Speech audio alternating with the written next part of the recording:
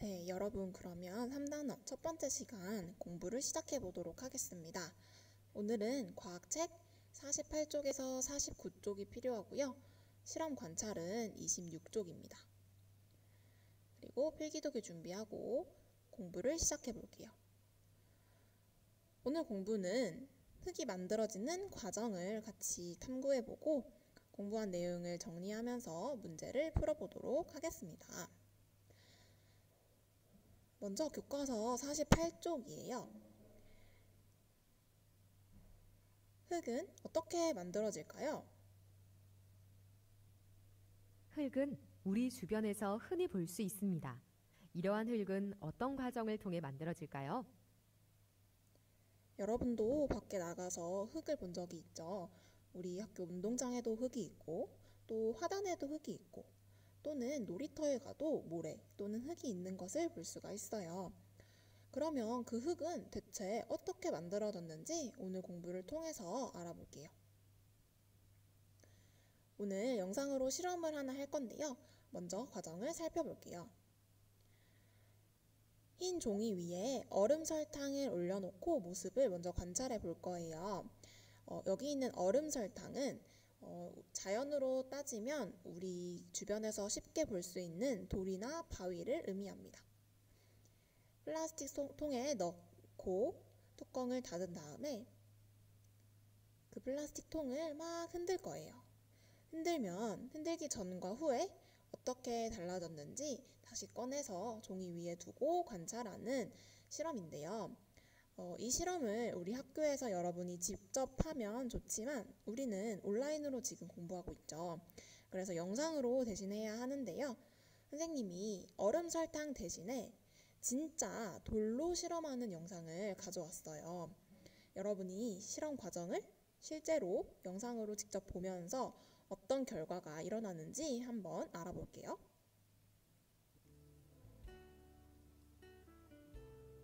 이러한 숲뿐만 아니라 주변 어디에나 있는 흙. 이 흙은 과연 어떻게 만들어지는 걸까요? 흙이 만들어지는 과정을 알아볼 수 있는 실험을 통해 확인해 볼까요? 준비물로는 투명한 플라스틱 통, 작은 크기의 돌 여러 개, 흰 종이가 필요합니다. 먼저 1에서 2cm 정도 되는 크기의 돌들을 흰 종이 위에 올려놓습니다. 미리 씻어서 말리거나 털어두어서 흙이 묻지 않은 깨끗한 돌들을 이용해야 합니다. 다음으로 흔들기 전에 작은 크기의 돌들을 관찰합니다. 돌의 크기와 모서리 부분의 모양, 돌 주변의 가루 등을 살펴봅니다.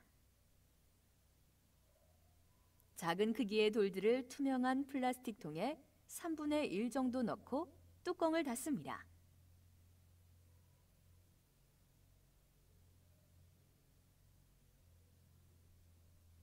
투명한 플라스틱 통 안에 가루가 보일 때까지 통을 흔듭니다.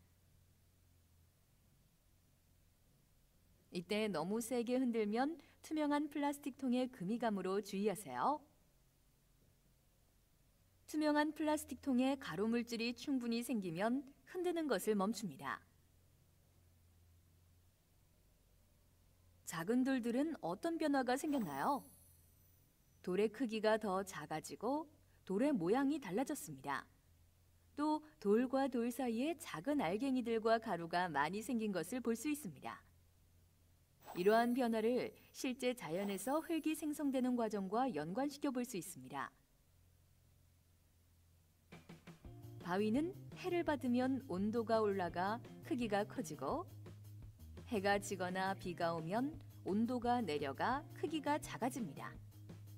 그 과정을 반복하면 바위에 틈이 생깁니다. 이렇게 생긴 바위 틈에 물이 들어가 얼면 바위 틈이 더 벌어져서 쪼개지기도 하고 또는 바위 틈에서 식물이 자라면서 바위가 부서지기도 합니다. 이렇게 바위가 햇빛, 물, 생물 등 여러 가지 이유로 작은 알갱이가 되는 과정은 매우 오랜 시간에 걸쳐서 나타납니다. 이렇게 만들어진 작은 알갱이에 생물이 죽어서 썩어 생긴 물질들이 섞이면 흙이 됩니다. 여러분도 실험을 통해 흙의 생성 과정을 정리해 보세요.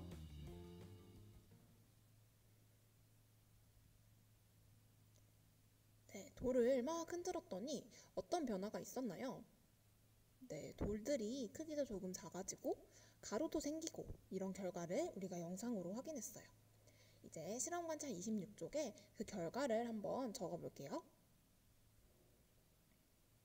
1번. 플라스틱 통을 흔들기 전과 흔든 뒤에 얼음 설탕의 모습을 관찰하고 나타내 보래요. 우리는 얼음 설탕이 아니라 돌멩이를 실제로 흔들어 보았죠. 흔들기 전에는 뭐 이런 식으로 뾰족뾰족한 부분도 있고 크기가 조금 컸다면 흔든 다음에는 어떻게 되었나요? 네, 막 가루도 생기고요. 조금 뾰족한 부분도 없어지고 이런 식으로 선생님이 한번 적어보았는데 여러분도 실제로 영상을 다시 보고 와도 좋아요. 어떤 결과가 있었는지 여러분이 1번에 직접 적어봅시다.